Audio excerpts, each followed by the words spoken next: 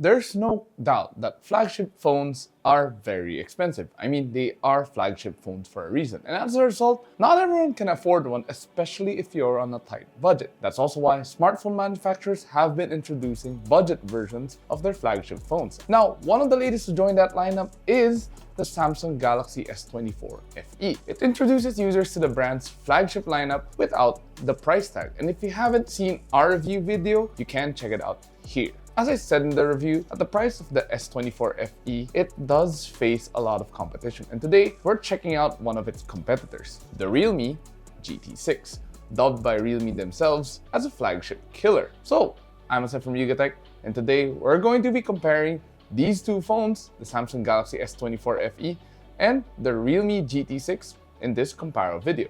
So, let's get on with it. So let's start with the design of the phones, and it's easy to tell which one is which. I mean, you can't mistake it. The Samsung S24 FE adopts the brand's signature design language that we're all too familiar with. There's the left-aligned camera rings, a flat aluminum frame, and a glass back panel. The glass back is even protected by Gorilla Glass Victus Plus for an added layer of protection against scratches. Now, since the glass back panel has a gloss finish, it is quite a fingerprint magnet. But aside from that, you get the signature Samsung look. Now, I know some of you might say this design is boring since all of their models look the same, but hey, it works. And there's no mistaking that this phone is a Samsung. In comparison, the realme GT6 adopts a rather more unique design language. It's also impossible to mistake this phone for something else with its mirror finish camera island that extends the width of the phone. Now, this design supposedly helps users take Gen Z selfies a lot easier. It's also here where you'll find the triple camera system, which we'll talk more about later on. Now, the only downside to the mirror finish is that it is a fingerprint magnet. Fortunately, the rest of the back panel isn't. Just like the Samsung, the back panel on the GT6 is also made out of glass, but there's no mention of protection here. Now, in terms of ergonomics, the GT6 is a lot slimmer than the S24 FE with its curved body, but I do like the feeling of the S24 FE on my hands more. The volume rocker and power button for both phones are easily accessible with one hand too, so at the end of the day, it all comes down to user preferences. Now, while both phones have an official IP rating, the S24 FE has the higher IP rating of IP68, while the GT6 only has an IP65 rating. That said, you should still be careful with these devices because, these are electronics at the end of the day. So, while style might be subjective, I have to give a point to the Galaxy S24 FE since it comes with more protection such as a high IP68 rating, and it even comes with Gorilla Glass for the back panel. Not to mention, it looks a lot more like the S24 Plus now. Moving on to the display, this is where the Samsung Galaxy S24 FE and the realme GT6 excel a lot. However, between the two of them, only one uses an LTPO panel, and that's the realme GT6. The realme GT6 comes with a 6.78-inch LTPO AMOLED curved screen with HDR10 Plus and even Dolby Vision to match. Now, you won't have any issues using this phone under the sun too, since it has a maximum peak brightness of 6,000 nits. Gamers will also enjoy playing on the phone since it does have a 120Hz refresh rate to match. But what's really impressive about the GT6 screen are the super slim borders all around. It helps improve your viewing experience when watching movies or even watching series on this phone. You can even spend a lot of time browsing through your albums given the vibrant colors and deep blacks this display is capable of. In comparison, the Samsung S24 FE only comes with a 6.7-inch Full HD Plus Dynamic AMOLED 2X display. It's not an LTPO panel, but I'm sure some users wouldn't mind. And just like its S24 series siblings, you get the amazing colors and hues, and it's also very smooth too with a 120Hz refresh rate. But you only have 1,900 nits of peak brightness at your disposal. So, not as bright as the GT6, but it's still pretty bright. However, we were quite let down by the thick borders on the S24 FE. Unlike the rest of the S24 lineup with slim borders all around, the S24 FE has thicker borders around the display and especially at the bottom part. It's a minor letdown though, but something still worth noting. Overall, you will still enjoy watching movies or series on this phone. Now, to protect the screen, both phones do have an added layer of Corning Gorilla Glass. On the GT6, the display comes with Corning Gorilla Glass Victus 2, while the S24 FE uses Gorilla Glass Victus Plus. So, there's no question you will enjoy watching videos on either phones despite the difference in panels. But from our experience, the GT6 does have the more vivid colors and the brighter screen helps a lot too, especially when you're outdoors. In terms of audio output, both phones come with dual stereo speakers, but only the S24 FE has support for Dolby Atmos. But despite that, both of these phones have good audio quality and output well-balanced sounds. From my experience, both of these phones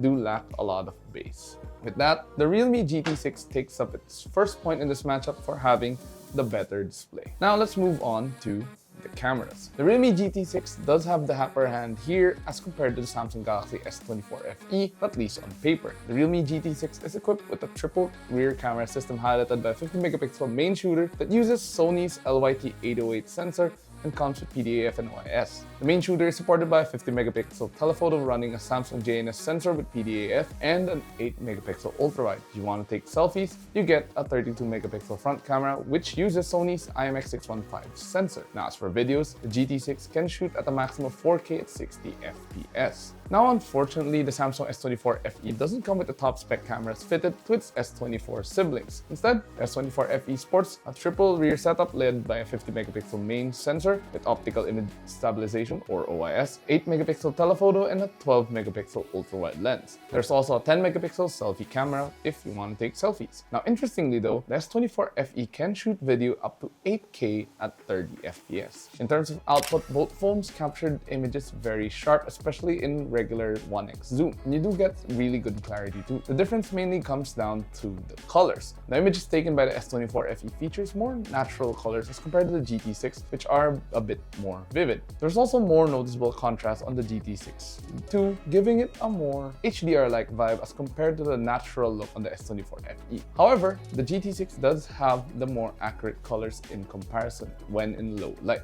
Now when you start using zoom, there is a big difference in terms of output. Since the GT6 has a larger sensor for the telephoto, you get sharper images and a lot of detail is retained. While the zoomed images taken by the S24 FE are decent, they pale in comparison to the GT6. Now when you move to the ultra-wide, the S24 FE does have the upper hand here. You can immediately notice the drop in quality when using the GT6, switching from 1x zoom to ultra-wide as compared to the ultra-wide images taken by the S24 FE. When using the S24 FE, the colors are retained and more importantly, the images come out sharp even with the ultra-wide. So, despite the weaker ultra-wide camera, I have to give this point to the Realme GT6. It's a lot more versatile and you can capture a lot more scenery and different subject matters using this phone, especially if they're far away. But there's no question that the camera on the S24 FE is also really great. Now, we move on to one of the most important points in this comparison, the performance department. Under the hood, the Samsung S24 FE runs on an Exynos 2400E chipset with up to 3.1 GHz clock speeds. The phone does only come with 8 GB of RAM, which can be virtually expanded by another 8 GB. It's available with up to 512 GB of internal storage. Now for those of you unfamiliar, the Exynos 2400E is a new chipset that debuted on the S24 FE. Paired with just 8 GB of RAM, you might think this phone won't be as capable as the S24 in the performance department, but you'd be surprised. And if you've watched our review, you can already see just how capable it is. Now in comparison, the Realme GT6 uses one of the most capable chipsets on the market today, the Snapdragon 8S Gen 3. This being the 8S, it isn't the top spec Snapdragon chipset yet, but it still holds its ground. The GT6 also packs more RAM with 12 GB available, but storage is just limited to 256 GB, at least for the Philippine market. In real life, you can barely feel the difference between the two chipsets. Both phones can handle everyday tasks without any issues, and they are more than capable of running graphic-intensive games like Genshin Impact on the highest settings with everything maxed out. In fact, we didn't really experience any lag or gameplay issues with either of these phones, and we had an enjoyable gaming experience using both these phones. However, Genshin seemed to run a lot more smoothly on the S24 FE as compared to the GT6 based on our experience. Unfortunately though, only the S24 FE heated up as compared to the GT6, which was constantly cool throughout. Now with that in mind, I expected the benchmark scores to be close or almost identical between these two. And I wasn't wrong. The S24 FE managed to record an Antutu score of 1.5 million, while the GT6 scored 1.54 million. But as you can see here on the screen, the S24 FE outperformed the GT6 in the Geekbench 6 results, especially in the GPU benchmarks. So overall, while the S24 FE may have only 8GB of RAM, it does perform as well as the realme GT6 and even outperforms it in some parts. With that, I'll have to give this point a tie because it's too close to see a clear winner in terms of performance alone. While the performance of both phones might be close to equal, there is a big difference when it comes to the OS. Despite both phones running Android 14, the Samsung Galaxy S24 FE does bring more to the table with One UI 6.1. You have access to the full suite of AI features available with other Galaxy smartphones, specifically Galaxy AI, and you can use it at your disposal. There's zero bloatware too, since this is a Samsung. On the other hand, the GT6 is skinned with realme UI 5.0 and does not have a lot of AI features. While you do have Next AI for simple tasks, that's about it. The rest are features you'd normally find on Android 14. And not to mention, there's also a bunch of bloatware pre-installed with the phone too. So, given how capable One UI is, the Samsung Galaxy S24 FE takes another point in this comparo for the OS alone. Last but not least, we have to talk about the batteries of the phone. The S24 FE is a bit down here with only a 4700 mAh battery pack, while the realme GT6 has a larger 5500 mAh battery pack. So with that in mind, this should last longer, right? Well, it did, but not by much. Using PCMark's Work 3.0 battery test, the realme GT6 lasted 17 hours and 16 minutes. In comparison, the S24 FE lasted 16 hours and 18 minutes with the same test. Mind you, both phones did the test with the same conditions: airplane mode, 50% brightness, and 0 volume. So there's no doubt that the S24 FE has an impressive battery life despite its smaller size. However, it does disappoint in the charging aspect. It only comes with 25-watt wired charging and 15-watt wireless charging, which is incredibly slow for today's standards. In comparison, the realme GT6 has 120-watt fast charging, capable of juicing up the phone from 0 to 100 in just 26 minutes. So not only does it have the bigger battery and last longer, it also has the faster charging speeds, and with that, the realme GT6 takes the final point in this comparison video.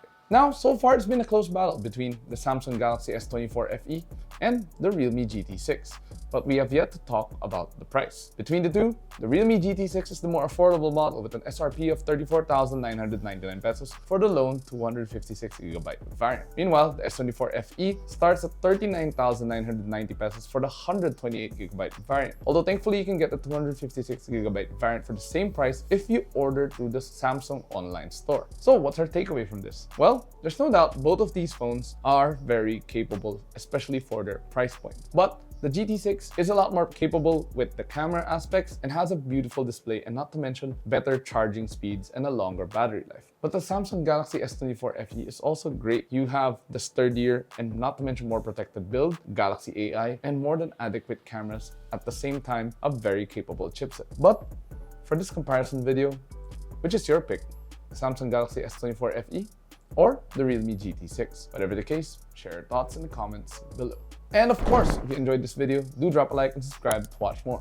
Don't forget to follow us on our social media platforms: Facebook, X, Instagram, TikTok. Of course, visit ukatech.com to stay updated with the latest tech news and reviews. You can also check out our full reviews of these phones, now live on the Ukatech website and also on the Ukatech YouTube channel. So, once again, this has been Saya. I'll catch you guys next time. Jane!